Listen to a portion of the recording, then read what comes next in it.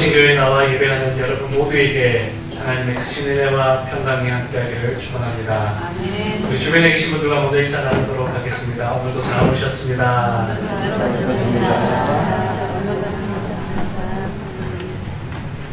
백지장도 맞들면 낫다라고 하는 옛 말이 있죠.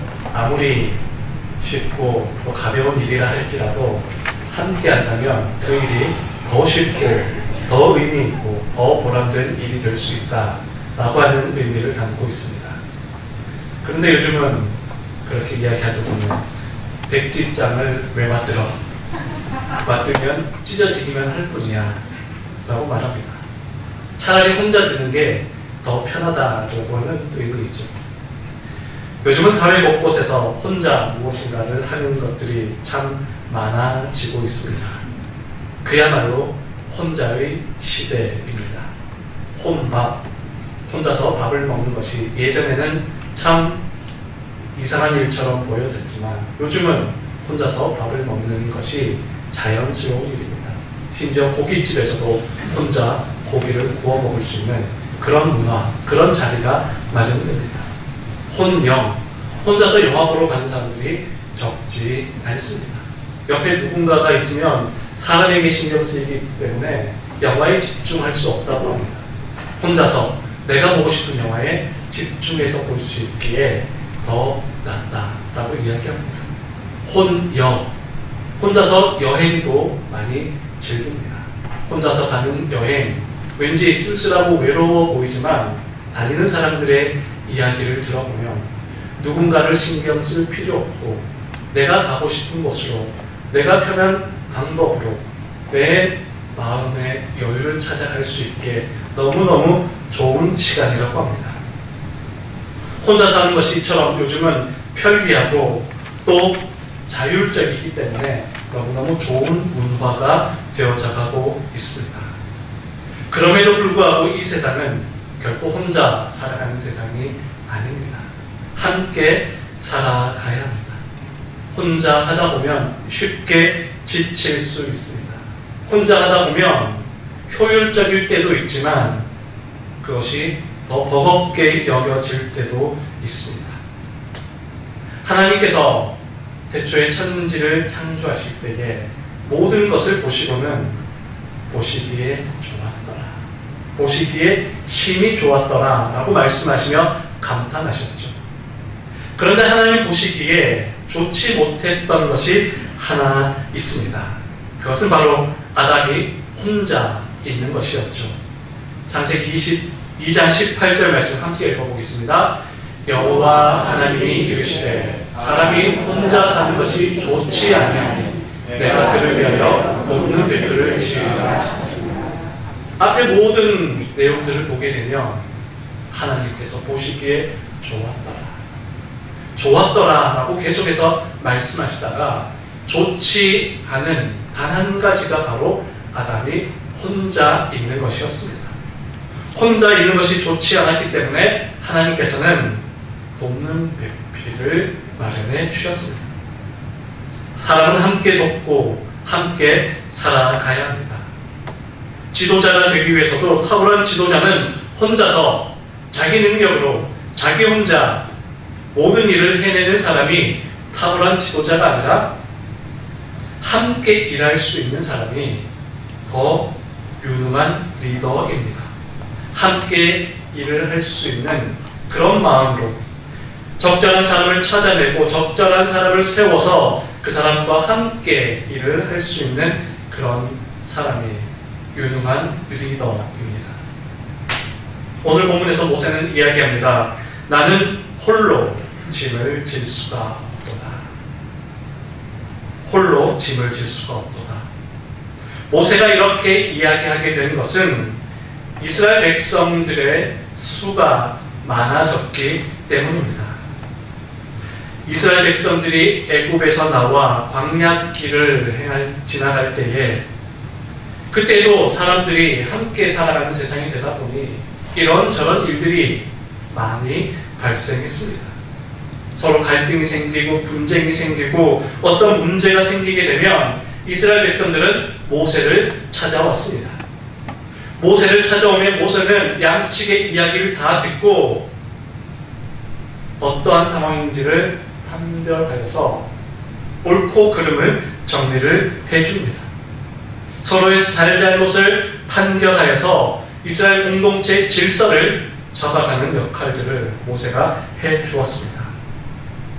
이런 일을 할 때에 이스라엘 백성들이 그리 많지 않았다면 모세 혼자서 감당할 수 있었을 것입니다.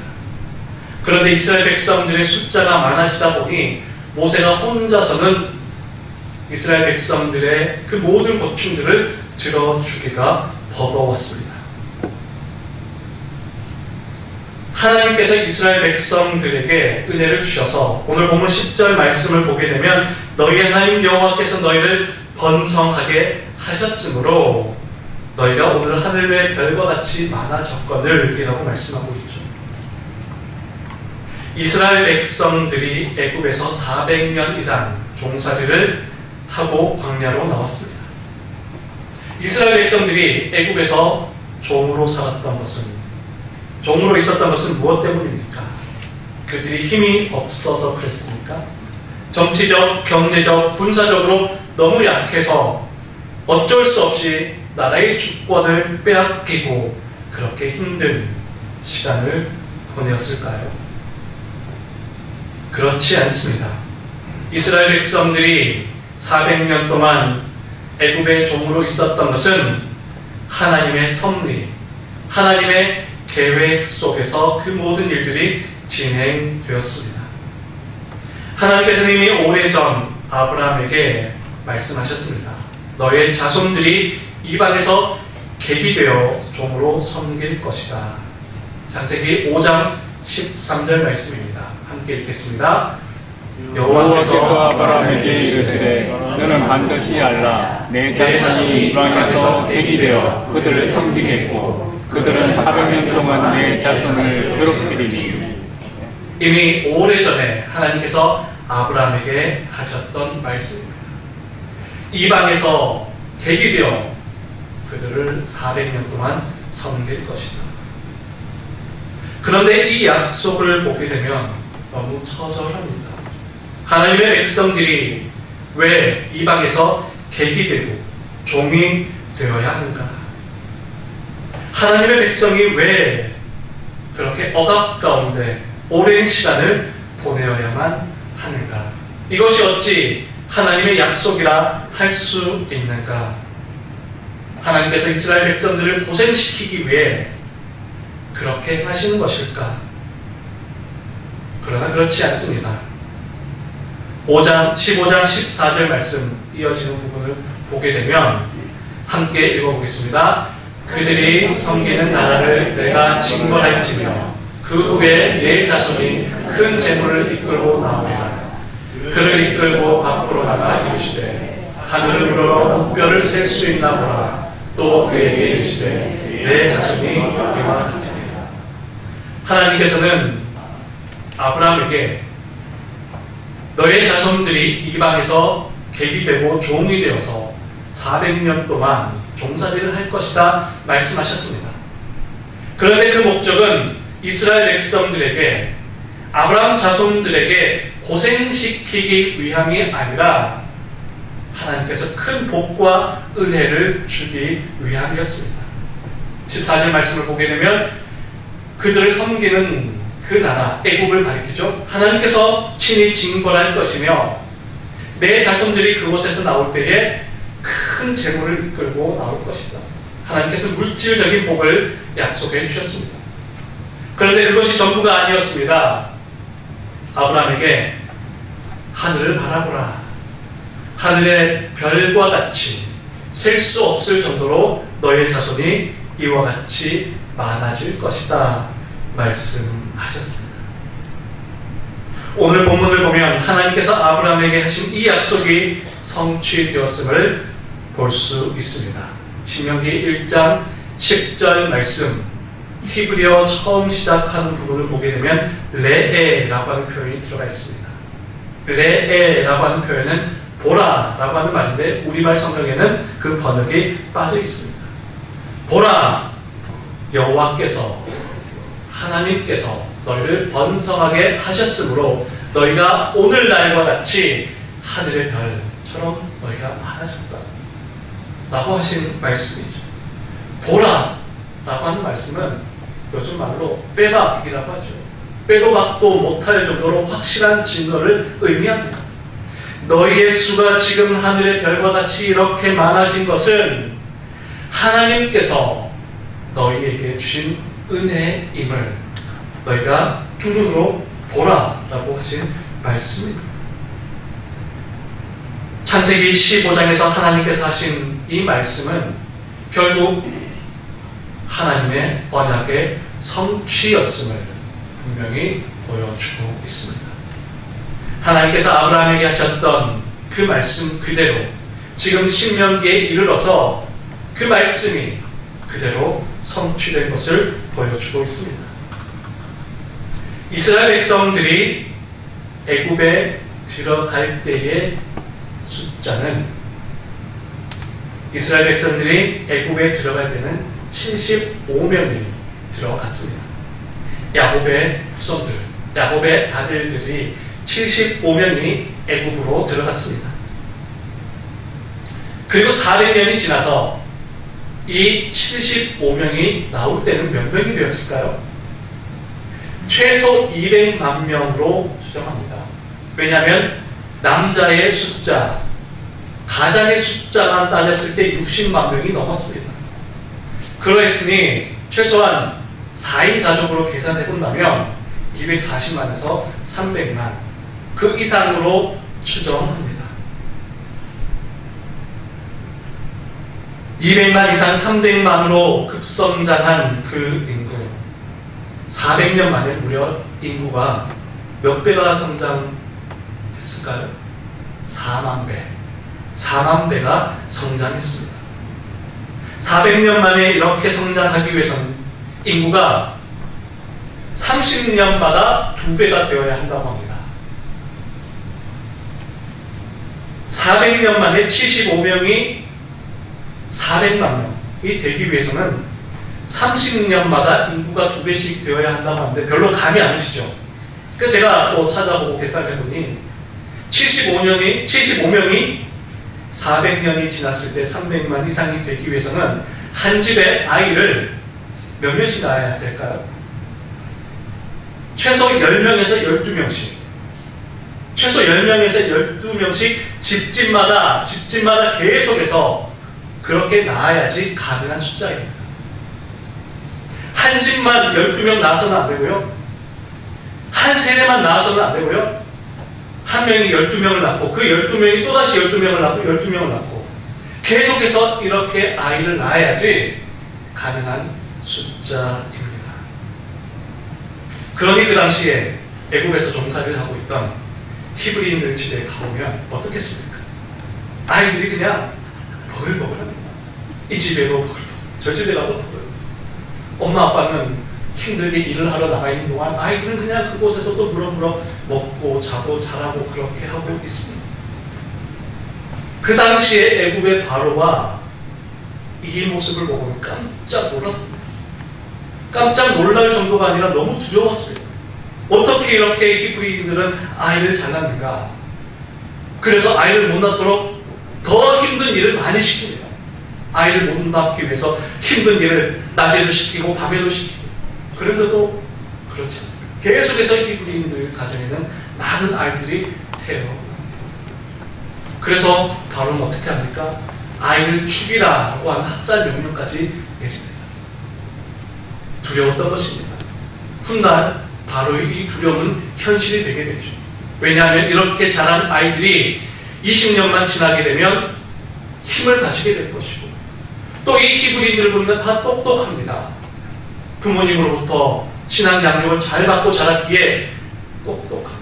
똑똑한 아이들이 힘을 가지게 되고 깨닫게 되면 결코 이 애굽에서 가만히 있지 않을 것이다 라고 하는 두려움이 있었기 때문에 이 애굽의 바로의 두려움은 훗날 현실이 되어서 출애굽을 하게 됩니다.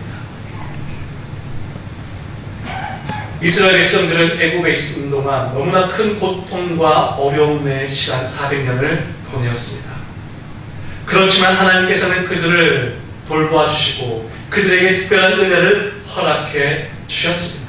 하나님께서 그들의 고통을 들으셨고 그들을 번성케 해 주셨습니다. 고난의 시간을 보내었지만 결코 그 고난이 고난으로 무너지지 않았습니다. 하나님의 은혜의 시간, 하나님께서 번성케 해주시는 복과 은혜를 누리며 살아갔습니다. 하나님께서 오늘 우리에게도 이러한 신실한 은혜, 신실한 약속을 이루어 가실 줄 믿습니다. 우리가 살아가면서도 때로는 힘들고 어려운 순간이 찾아옵니다. 애굽에서 고난받던 이스라엘 백성들처럼 우리 인생에도 내가 어쩔 수 없는 고통과 핍박이 찾아올 수 있습니다. 그러나 하나님은 그 고난의 시간에도 우리를 성장시켜 가십니다. 하나님께서는 그 고통의 시간 속에서도 우리를 번성케 하시는 놀라운 은혜를 허락해 주십니다. 그 고난의 시간을 믿음으로 잘 이겨간다면 신명기 1장 10절 말씀처럼 보라 너희의 하나님 여호와께서 너희를 번성케 하셨느니라. 보라 우리 인생 가운데 하나님께서 놀라운 은혜를 허락해 주시는 것을 우리의 두 눈으로 똑똑히 보게 될 것입니다. 이스라엘 백성들의 수가 이렇게 많아지게 되자 모세는 혼자서는 이스라엘 백성들을 다 케어할 수가 없었던 것이죠. 그래서 모세는 그를 도와 함께 백성들을 섬길 협력자를 세우게 됩니다. 그렇다면 모세가 세운 지도자들은 어떤 사람이었을까요? 사람이 필요하다고 해서 아무나 세울 수는 없습니다. 하고 싶다고 해서 자원한다고 해서 그 사람들을 또 다 세울 수는 없습니다. 내가 친하다고 해서 그 사람들을 세워서도 안 됩니다. 학연, 지연, 혈연으로 지도자를 세워서도 안 됩니다. 백성들을 직접 돌보고 섬기는 일이기에 특별히 공정하게 모든 일들을 처리해야 했기에 어떠한 상황 속에서도 중심을 잡을 수 있는 그런 사람을 세워야 했습니다.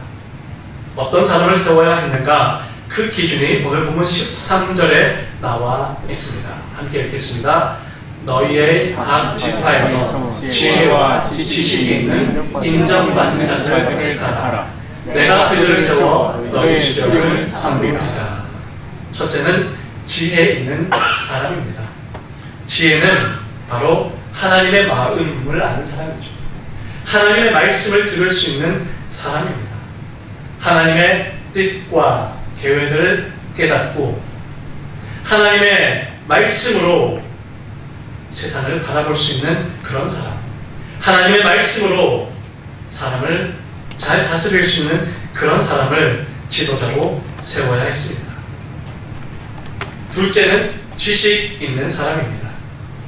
지식은 세상과 사람에 대한 이해와 통찰력을 가진 사람입니다. 지도자가 되기 위해서는 세상에 대한 올바른 이해가 필요합니다. 너무 편협한 사고를 해서도 안 되고 너무 자기 중심이 되어서도 안 됩니다. 세상과 사람을 이해함에 있어서 합리성과 객관성을 갖추고 원활한 대화와 소통을 할 수 있는 그런 능력이 필요한 사람을 지도자로 세우라고 말씀합니다. 셋째, 사람에게 인정받는 사람이어야 했습니다. 사람들에게 덕을 끼치는 사람, 공동체에 유익함을 줄 수 있는 그런 사람이 지도자가 되어야 했습니다.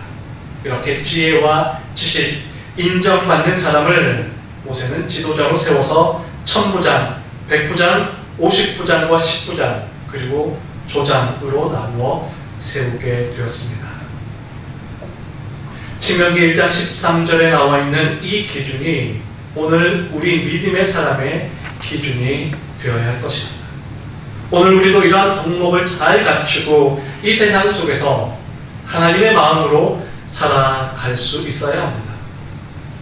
무엇보다 하나님 주신 지혜, 하나님 주신 말씀을 가지고 살아가야 합니다. 말씀을 깨닫고 말씀을 묵상하고 그 말씀 속에 담겨진 하나님의 마음을 가지고 우리는 세상을 살아가야 합니다. 하나님의 마음이 어떠한지, 하나님의 생각이 어떠한지를 알고 세상을 바라볼 수 있어야 한다는 것이죠. 그리고 세상에 대한 지식이 필요합니다. 사람에 대한 올바른 이해가 필요합니다. 우리는 살아가면서 너무 편협한 사고를 가져서는 안 됩니다. 어떤 특정한 한 가지의 생각을 가지고 모든 것을 해석하려 해서도 안 됩니다. 너무 자기 중심적이 되어서는 안 되죠.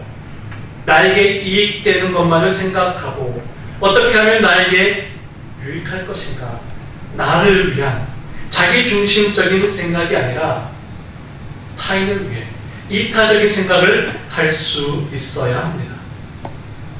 또한 흑백 논리를 가지고 둘 중 하나만 선택해라, 이것은 옳고 저것은 그르다 라고 하는 흑백 논리의 사고도 위험할 수 있습니다. 세상은 흑과 백만 존재하는 것이 아니라 그 사이에 색깔들도 얼마나 많이 있습니다. 사람들의 생각이 다양하고 세상에 여러 가지 많은 상황들 속에서 합리적이고 객관성 있는 생각을 가지고 사람들과 대화할 수 있는 그런 모습이 필요합니다. 특별히 기독교인들 중에서 어떤 이들을 보면 외골수라고 하는 사람들을 종종 볼 수 있습니다. 나는 성경밖에 모른다. 나는 기도만 한다. 나는 전도만 한다. 물론 성경을 읽고 기도하고 전도하는 것, 그리스도인들에게 있어서 너무너무 중요한 요소입니다. 열심히 기도해야 되고 열심히 전도해야 되고 열심히 성경을 읽어야 합니다. 그런데 그것에만 몰입하면서 성경만 읽으면서 세상에 대한 담을 높이 쌓게 된다면 그것 역시 위험해질 수 있습니다. 성경을 읽으면서도 우리는 세상을 읽을 수 있어야 합니다. 하나님께 기도하면서 동시에 우리는 사람들과도 소통하고 대화할 수 있어야 합니다. 전도하면서도 세상을 섬길 수 있어야 합니다. 종종 성경만 많이 읽고 기도 많이 하고 전도 많이 하는데 사람들의 이야기는 듣지 않고 사람들의 생각은 이해하지 못한 채 세상에 대한 관심을 두지 않는다면 스스로 세상을 향한 높은 울타리를 세워서 홀로 성 안에 갇힌 그런 존재가 될 수 있습니다. 칼 마르트라고 하는 신학자는 한 손에는 성경, 한 손에는 신문을 들어야 한다라고 그렇게 이야기를 했습니다. 성경을 읽으면서 성경 속에 들어있는 하나님의 생각과 하나님의 마음, 하나님의 뜻을 이해하면서 동시에 신문을 보면서 세상의 이치, 세상의 상황들, 세상의 생각들을 알고 사람들과 세상과 소통할 수 있는 그런 그리스도인이 되어야 한다는 것이죠. 우리는 신앙생활을 열심히 해야 합니다. 신앙생활 열심히 해야죠. 예배드리고 전도하고 말씀 읽고 기도하는 신앙생활 열심히 해야 하지만 이와 함께 생활신앙인으로서의 모습도 성실하게 살아가야 합니다.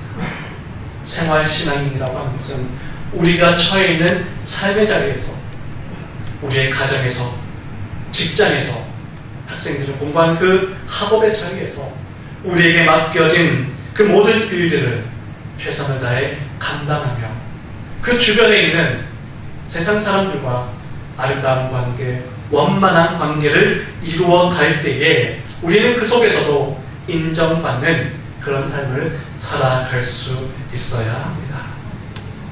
성경 읽지 말라는 것 아니고 전도, 기도하지 말라는 것 아닙니다. 열심히 해야 합니다. 그러나 그것이 전부가 되어서는 안 되고 우리는 교회에서도 그리고 세상에서도 지혜와 지식과 인정받는 그런 모습으로 살아갈 때에 하나님께서 세우시는 믿음의 훌륭한 사람이 될 수 있습니다. 오늘 우리가 신명기 1장 13절 말씀에 나와 있는 이러한 귀한 믿음의 모습으로 살아갈 수 있기를 간절히 축원합니다. 아멘. 이스라엘 공동체에 새롭게 세워진 이러한 지도자들, 이제 이들이 해야 할 일은 백성들을 공정하게 보살피는 것입니다. 서로의 입장을 들어보고 친하다고 해서 그 편을 들어주어서는 안 됩니다. 빈부에 따라서 차별해서도 안 됩니다.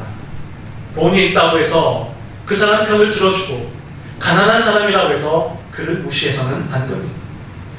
외모로 사람을 판단해서 안 됩니다.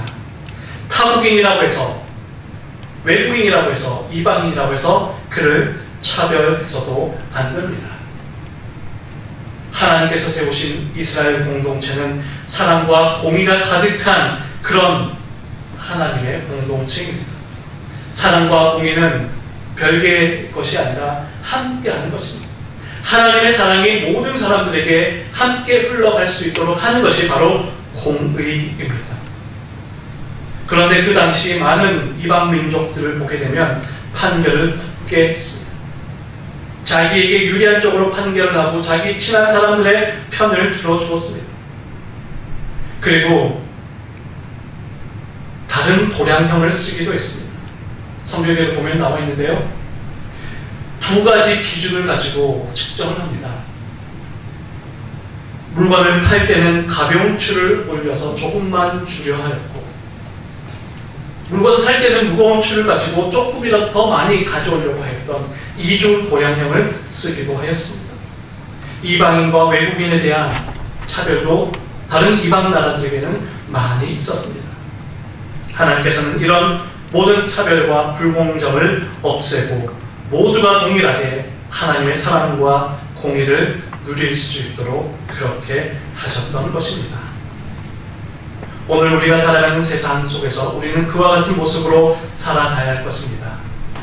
우리의 삶의 자리도 많은 어려움과 갈등과 문제들이 있습니다. 그런 괴로움과 어려움들이 있을 때에 우리는 하나님 주신 사랑으로, 하나님 공의의 정신으로 세상을 잘 섬기며 보살피며 나아가야 합니다. 하나님이 우리에게 주신 사명이 있다면 바로 화목하게 하는 사명입니다. 고린도후서 5장 18절 말씀입니다. 함께 읽어보겠습니다. 모든 것이 하나님께로 났으며 그가 그리스도로 말미암아 우리를 자기와 화목하게 하시고 또 우리에게 화목하게 하는 직분을 주셨으니. 우리에게 주신 직분이 무엇이라고요? 화목하게 하는 직분입니다. 화목하게 하는 직분. 모두가 다 사랑과 은혜와 공의를 누리며 살아갈 수 있도록 하는 것이죠. 세상은 많은 갈등과 어려움들이 넘쳐나고 있습니다. 많은 어려움 속에 살아가는 이들도 많이 있습니다. 이렇게 힘들고 어려운 세상 속에서 많은 갈등과 어려움과 문제 속에서 하나님께서 우리를 부르셔서 그 갈등과 어려움 속에 또 많은 아픔과 상처들 속에 살아가고 있는 이들을 위해 화목하게 하는, 하나님의 화목을 전하는 그런 삶을 살아가게 하셨습니다. 화목할 화자를 보게 되면 벼 화자와 입 구자가 합쳐져 있습니다. 화목한 것은 벼, 쌀을 의미하겠죠. 함께 밥을 먹는, 모두가 함께 공평하게 밥을 먹는 그런 관계가 화목하다라고 하는 것이죠. 어떤 사람에게는 밥이 들어가고 있는데 어떤 사람에게는 굶고 있습니다. 그러면 그것이 화목할 수 있겠습니까? 어떤 사람은 두 그릇, 세 그릇 밥을 먹고 있는데 어떤 사람은 옆에서 한 그릇도 제대로 먹지 못한 거예요. 그것이 어찌 화목할 수 있겠습니까? 아프리카 한 마을을 연구하던 인류학자가 그 마을 어린 아이들에게 달리기 시합을 시켰습니다. 저기 보이는 나무 밑에까지 1등으로 도착하는 사람에게는 선물을 주겠다. 그 선물은 평소 그 아이들이 먹기 어려웠던 과자와 과일들이 가득 담긴 바구니였습니다. 그 인류학자는 생각했습니다. 아이들은 서로 자기가 1등하기 위해서 기를 쓰고 달려갈 것이다 라고 예측했습니다. 그런데 달리기를 하던 중 놀라운 광경이 펼쳐집니다. 앞서 달리던 아이가 속도를 줄이더니 뒤에 오는 아이들을 기다립니다. 그리고 모두가 함께 손을 잡고 결승점을 향해 달려갑니다. 결국은 다 함께 올인하여 모두가 1등을 하는 것이죠.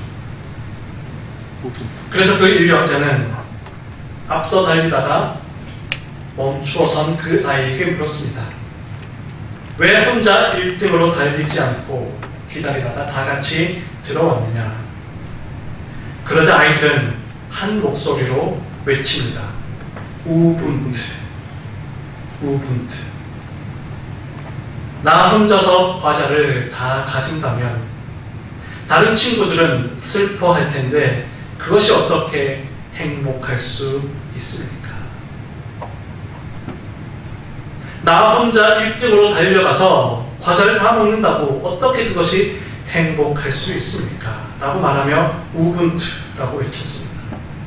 우분투의 뜻은 내가 여기에 있기에, 너가 여기 있기에 내가 있고, 우리가 있기에 내가 있다라고 하는 뜻입니다. 당신이 있기에 내가 있습니다. 우리가 있기에 내가 있습니다. 우분투의 정신입니다. 우리 옆에 분들과 함께 이야기해 볼까요? 당신이 있기에 내가 있습니다. 당신이 있기에 내가 있습니다. 우리가 있기에 내가 있습니다. 우리가 있기에 내가 있습니다. 모두가 함께 과자를 먹고 모두가 함께 밥을 먹을 수 있는 그것이 진정한 행복한 세상이라는 것이죠. 우리는 이와 같은 삶을 살아가야 할 것입니다.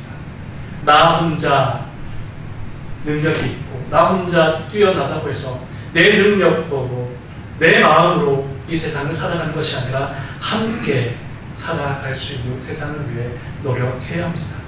내 주변에 많은 이들이 있습니다. 함께 손을 잡고 함께 달려갈 수 있어야 합니다. 우리 창신교회 믿음의 성도들과 함께 손을 잡고 함께 하나님 나라를 위해 달려갈 수 있어야 합니다. 특별히 우리 주변에는 힘들고 어려운 자들이 여전히 많이 있습니다. 그렇게 지쳐있고 상처받고 아파하는 이들이 있다면 그들을 돌아보고 그들을 섬기며 하나님의 사랑으로 그들을 보듬으며 나아갈 때에 우리는 함께 진정한 행복을 누릴 수 있다라고 하는 것이죠. 특별히 오늘은 78주년 광복절 기념주일이기도 합니다. 우리나라도 히브리인들처럼 고통과 억압 가운데 힘겨운 시간을 보내어왔습니다. 주권을 빼앗긴 채 고통과 아픔의 시간을 보내었고 시간이 지났지만 그 고통과 아픔은 지금도 여전히 남아 있습니다. 그럼에도 불구하고 하나님께서 우리에게 은혜와 사랑을 허락해 주셨습니다. 주권이 빼앗긴 채로 고통하고 신음받고 있는 우리 민족을 하나님께서 긍휼히 여겨주셔서 그 어려움의 기간 동안 하나님께서는 우리를 번성케 인도해 주셨습니다. 우리의 억압과 신음을 하나님께서 들으시고 우리에게 참된 자유와 기쁨, 광복의 기쁨을 허락해 주셨습니다. 광복은 무엇입니까? 빛을 회복하는 것입니다. 무엇이 진정한 빛이 되겠습니까? 그것은 바로 하나님의 사랑, 복음의 그 능력이 우리에게 참된 빛이 되어서 하나님의 사랑으로 복음의 능력으로 우리 민족을 번성케 인도해 주셨습니다. 우리 개개인의 삶도 마찬가지입니다. 우리 개개인의 삶 속에서도 고통하고 억압받고 신음하며 살아가고 있는 그런 모습들이 많이 있지만 하나님께서는 그 고통의 자리, 그 신음의 자리에 함께 하시며 우리를 돌보아 주십니다. 그 고통과 신음하는 상황 속에서도 우리를 번성케 해 주십니다. 그로 인해 오늘 우리가 여기까지 살아올 수 있었습니다. 하나님 주신 그 은혜와 기쁨을 우리가 이제 감사하며 누리며 살아갈 때에 우리는 주변에 여전히 힘들어하는 사람, 여전히 고통과 억압 가운데 있는 사람들이 있다면 그들과 함께 걸어갈 수 있어야 합니다.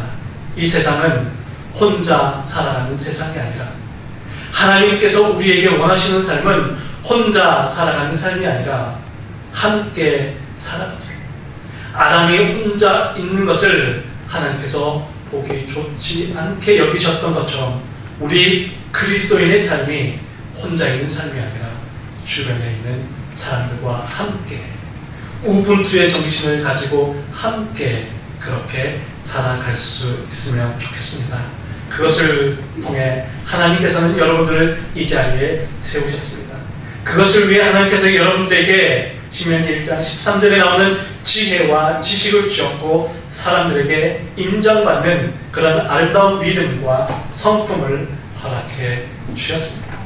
그 믿음으로 세상을 섬기고 이웃을 섬기며 하나님의 뜻을 이루어가는 여러분 모두의 삶이 되시길 간절히 축원합니다. 기도하겠습니다. 살아계신 하나님, 오늘 거룩한 주일을 맞이하여 주님 앞에 나와 예배드리며 말씀 듣게 하시니 감사합니다. 우리가 살아가면서 여러 가지 인생의 많은 고난과 어려움을 겪게 되지만 그 속에서도 하나님께서 우리를 지켜주시고 보살펴 주시는 은혜가 있음을 기억합니다.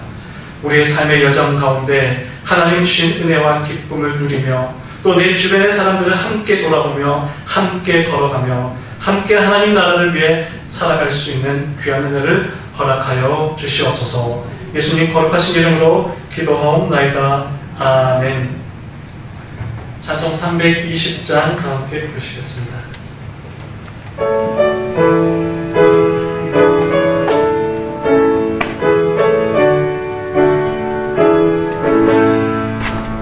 나의 죄를 정케하사 주의 일꾼 삼으신 구세주의 넓은 사랑 항상 찬송합니다.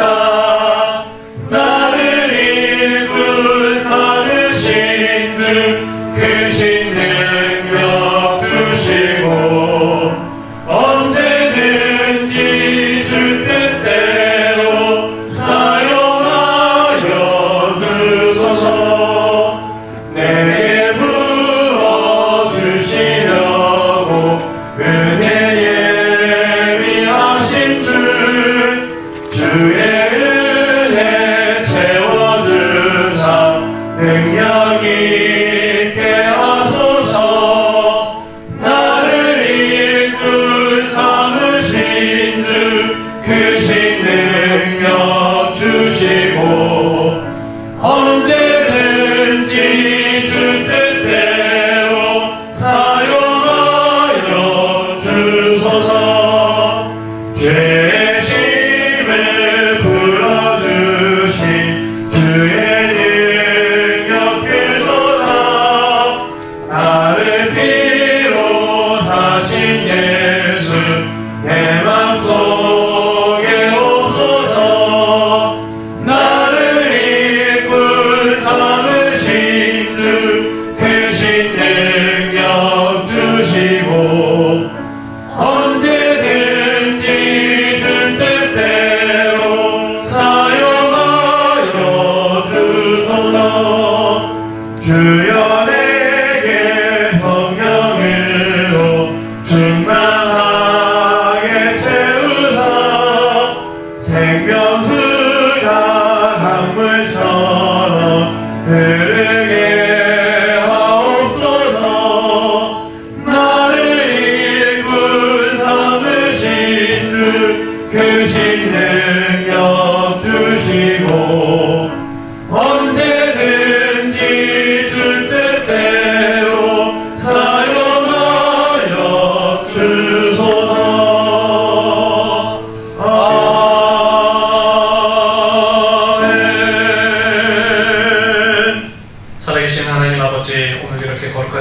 주님 앞에 나와 기쁨으로 예배드리며 우리의 마음을, 우리의 믿음을, 우리의 헌신을 주님께 올려드리며 이렇게 주님 앞에 또한 예물을 함께 올려드립니다.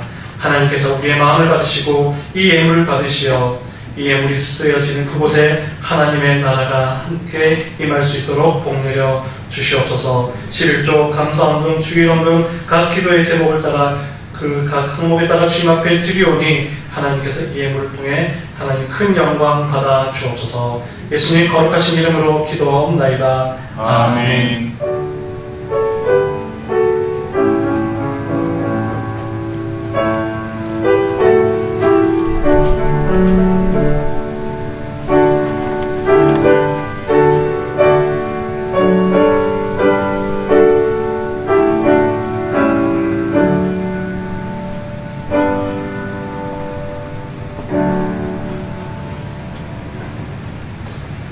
오늘 이렇게 창신교회에 나와서 함께 예배드리는 우리 모든 성도님들 마음속에 또 삶 가운데 하나님의 은혜와 평강의 복이 넘치시길 다시 한번 축원합니다. 우리 다시 한번 옆에 분들과 인사하도록 하겠습니다. 당신 때문에 힘이 납니다. 아무도 인사할까요? 당신 때문에 제가 있습니다. 네, 우리 함께